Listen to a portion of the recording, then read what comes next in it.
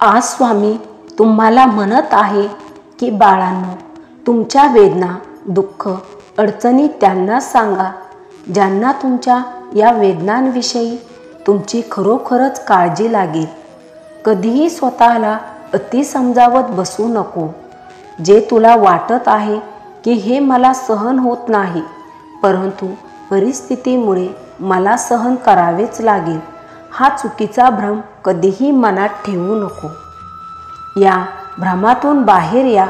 अडचणी, समस्या इतर चुकीच्या ठिकाणी मोकळ्या करण्याऐवजी त्या माझ्याजवळ येऊन मोकळ्या करा.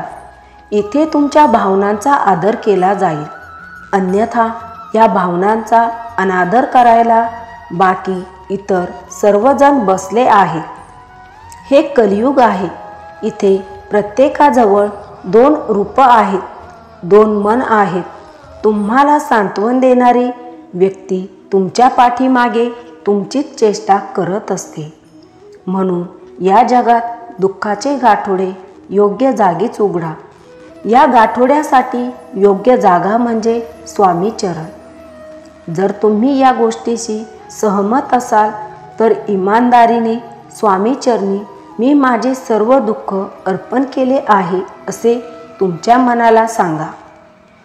तू माझा सर्वश्रेष्ठ प्रिय बाळ आहेस. खूप वेळा तू इतरांना संधी देऊनही तुझी फसगत झाली आहे, हे मला ठाव आहे. परंतु आता वेळ आहे फक्त स्वतःला बदलण्याची.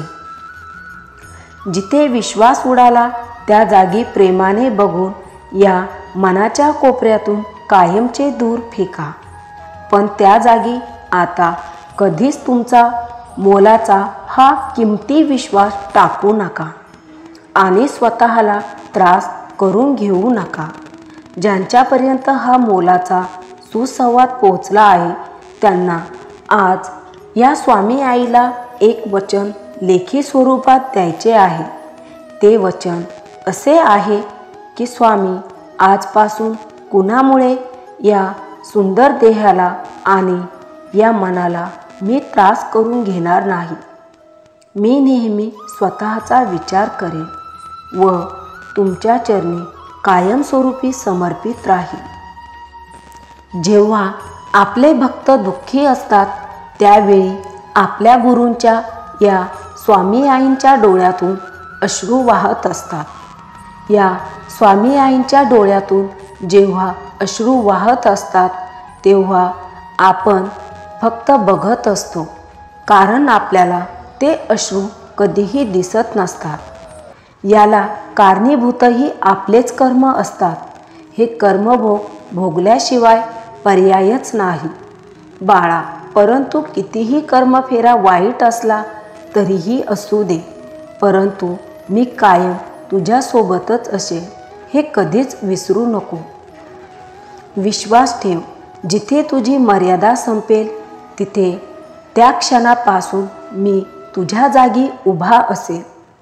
ज्याप्रमाणे सूर्य खूप तापतो परंतु संध्याकाळी हळूच चंद्र येऊन त्याच्या वेदना मंद करतो आणि संपूर्ण जगाला सुखावतो, त्याचप्रमाणे तुझे आणि माझे नाते आहे.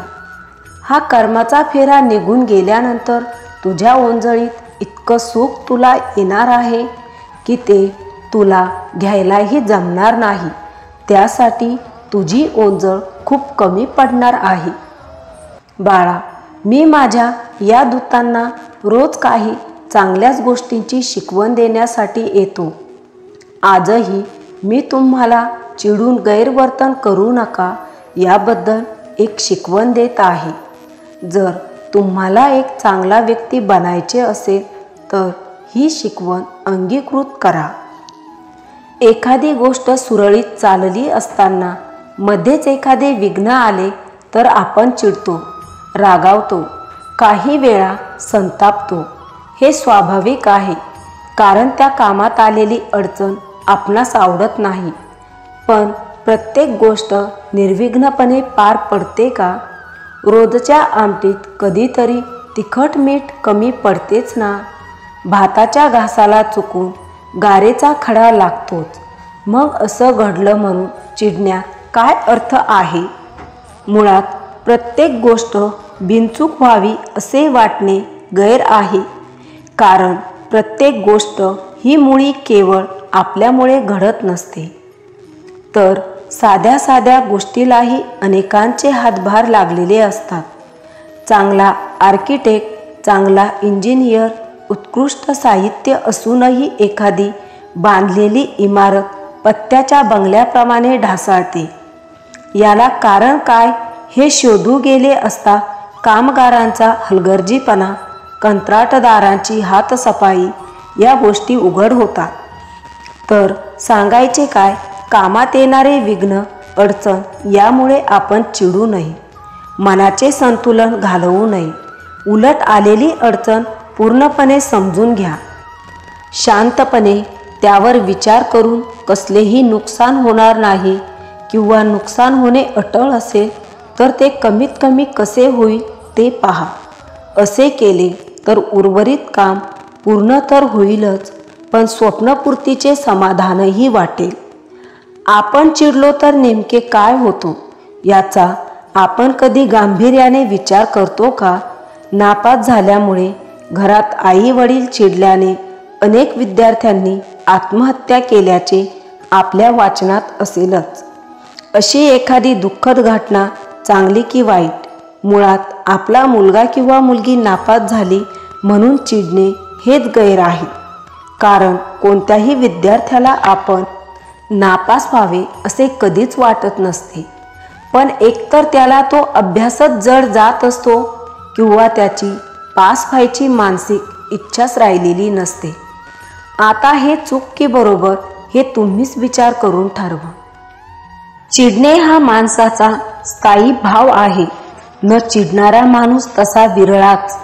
चिडत नाही तो मनोजाई ठरतो. सामान्य माणूस असंख्य गोष्टींनी अडला नडलेला असतो. असं घडलं तर बरं होईल असं त्याला सतत वाटत असतं, पण अनेकदा त्याच्या पदरी निराशाच पडते. मग तो चिडतो. ती चीड तशी क्षणिकच असते, पण या क्षणिक चिडीतून त्याच्या हातून प्रसंगी असे वर्तन घडते की त्याचे भयंकर परिणाम त्यास भोगावे लागतात. विद्यार्थ्यांच्या आत्महत्येचे उदाहरण यासाठीच दिले आहे. अनेकदा नवरा फार बोलला, मारहाण केली म्हणून पत्नीने स्वतःला जाळून घेतल्याच्या घटनाही आपणास ऐकायला मिळतात. एवढंच काय, कोणी आपल्याला चिडून बोलला म्हणून आपण त्याचा द्वेषही करू लागतो आणि त्याचे परिणाम आज ना उद्या बोलणाऱ्याला आणि ऐकून घेणाऱ्याला भोगावे लागतात. मग चिडायचे नाही, रागवायचे नाही असे ठरवून वागता येते का? तर ते अशक्य प्राय आहे असेच म्हणावे, कारण सामान्यतः माणूस हा फार भावनिक असतो. मग ही अशक्य प्राय गोष्ट कशी साध्य होईल? तर आपले चित्त हे नेहमी स्थिर ठेवावे. स्वामी म्हणतात की नेहमी चित्त स्थिर ठेवा. जे घडते आहे त्याचा आधी शांतपणे विचार करा आणि मगच आपले विचार प्रगट करा. एखादी गोष्ट मनासारखी घडली नाही तर ती तशी का घडली नाही हे पहा. त्यातल्या उणिवा शोधा आणि त्या उणिवा दूर करून परत एकदा प्रयत्न करा. यश हमखास मिळेल, पण असे घडण्यासाठी आधी आपण शांत विचारी असणे गरजेचे आहे. चिडून काही साध्य होत नसते, तर न चिडता त्यातून मार्ग काढूनच ती गोष्ट साध्य करता येते. बाळा, मला नेहमीच वाटते की तू रोज चांगल्या सवयी आत्मसात कराव्यात, म्हणून मी तुझ्याशी रोज सुसंवाद साधायला येत असतो. यातून तुला एक परिपूर्ण बनवण्याकडे माझा कल आहे. श्री स्वामी समर्थ.